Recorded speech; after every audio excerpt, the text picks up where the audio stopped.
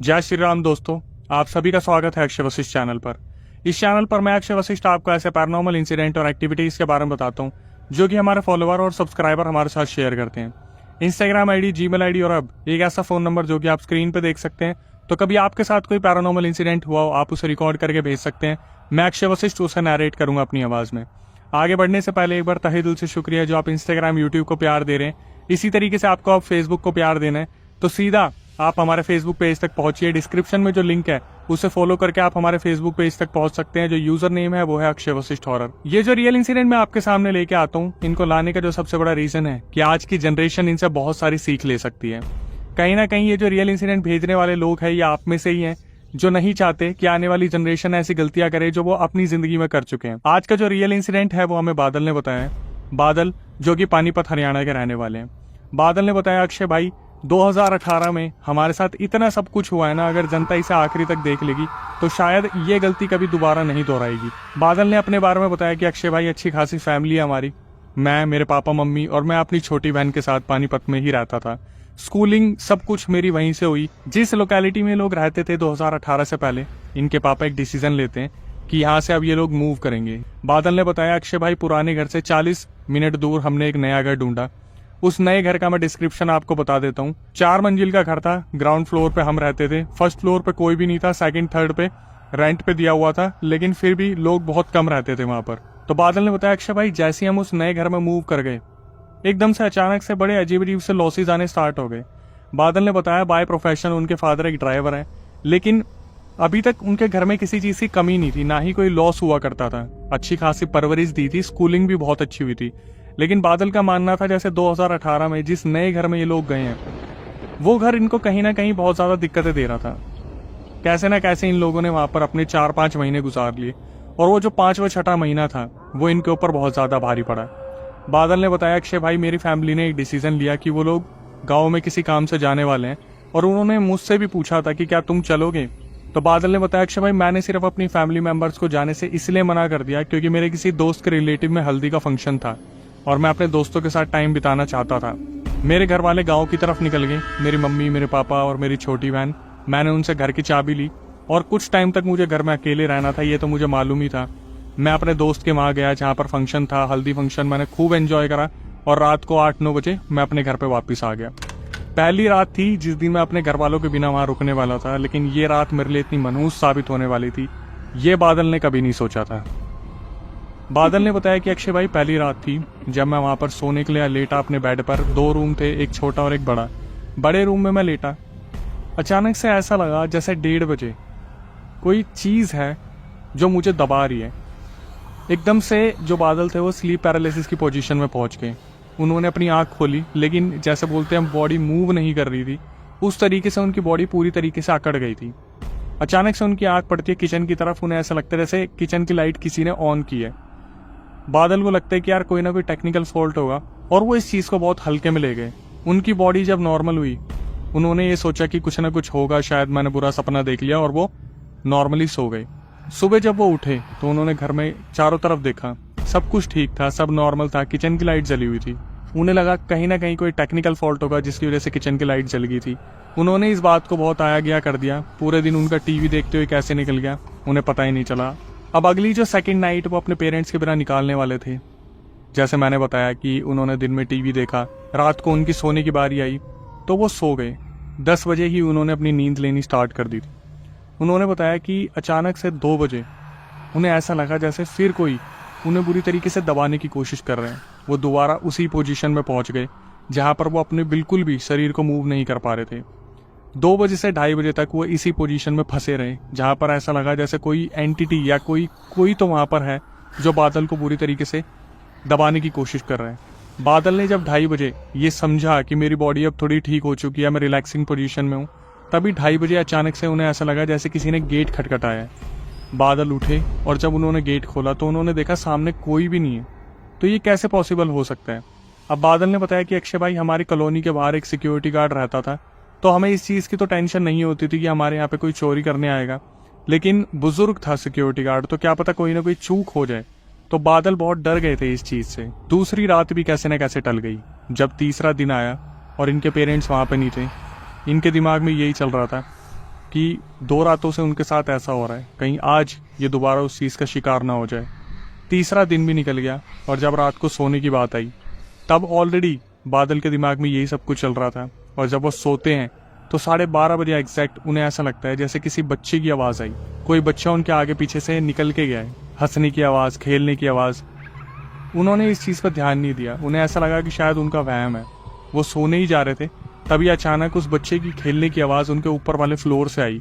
जैसे आपने कई बार सुना होगा कि फ्लोर के ऊपर जब कोई भागता है तो एकदम से कदम की आवाज़ आती है, जो कदम आगे बढ़ते जाते हैं। बादल ने बताया, अक्षय भाई मेरी वो हालत हो गई क्योंकि मुझे पता था फर्स्ट फ्लोर पे कोई भी नहीं रहता, तो ये बच्चा कैसे कोई वहाँ पे भाग रहा है।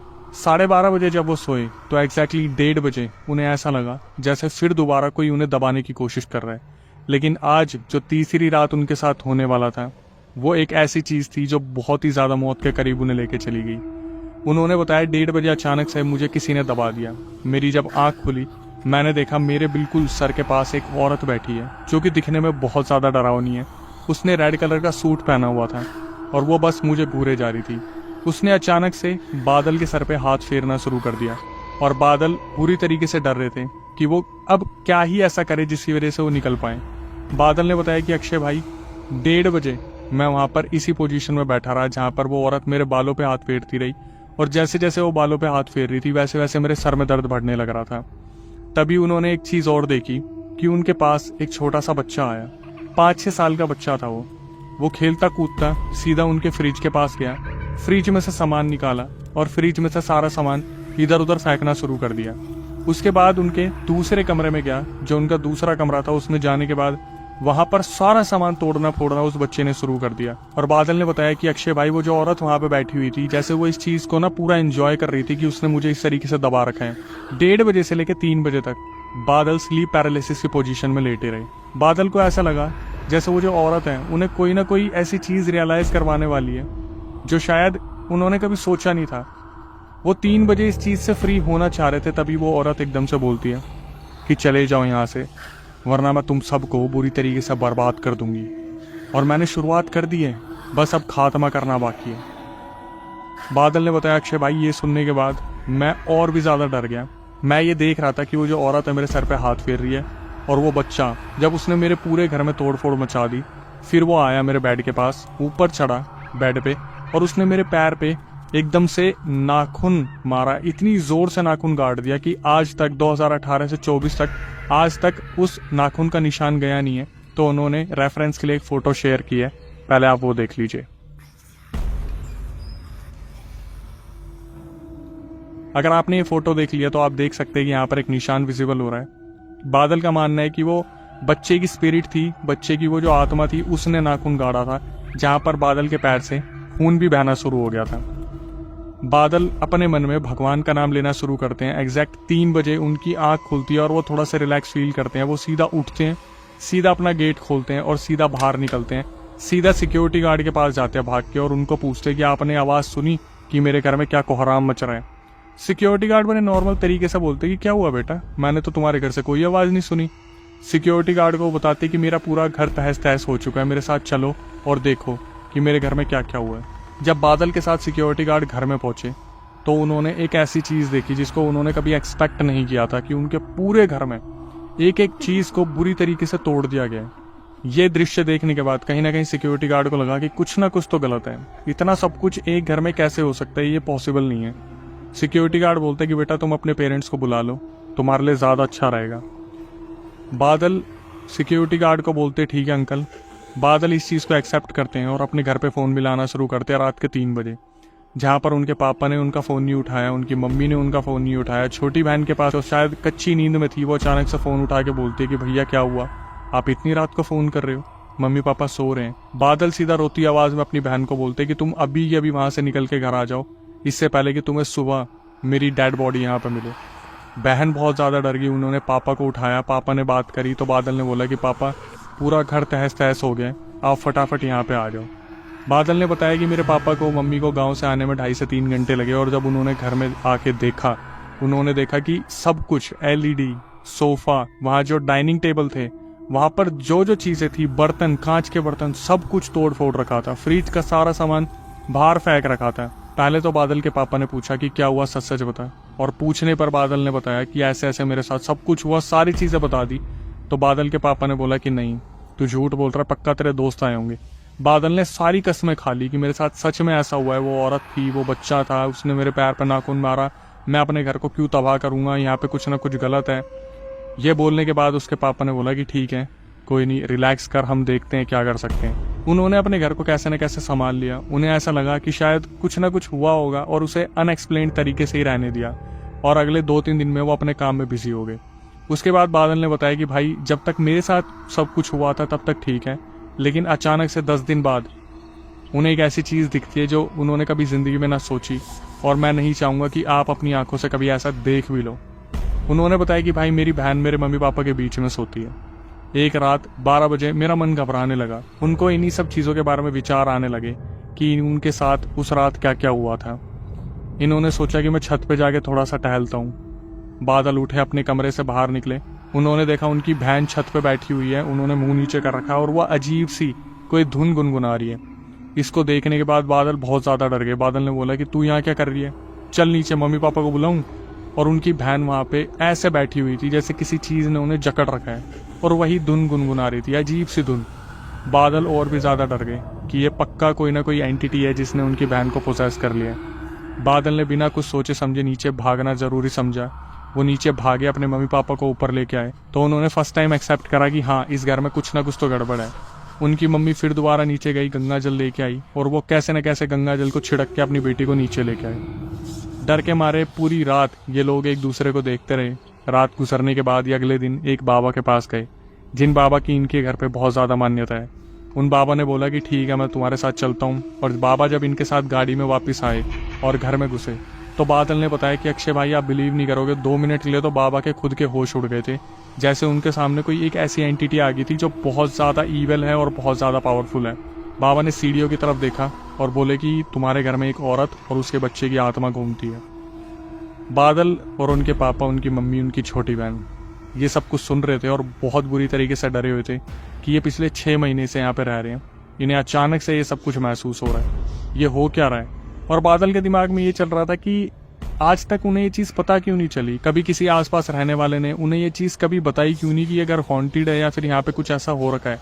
लेकिन जो सबसे बड़ा राज बन चुका था बादल के सामने कि इस घर में ऐसा हुआ क्या है जिसकी वजह से अब ये इतना सब कुछ बढ़ने लगा है। तो जो बाबा इनके साथ आए थे उन्होंने बोला कि बेटा, तुम्हारे घर में पूजा पाठ करनी पड़ेगी, पूजा पाठ करने के बाद तुम्हारा घर थोड़ा सा ठीक हो जाएगा, फिर देखते हैं बाद में क्या परमानेंट सॉल्यूशन निकलेगा इसका। बादल ने बताया, अक्षय भाई, बाबा ने अपनी पूजा पाठ की और हमारे घर को शायद बांध दिया था।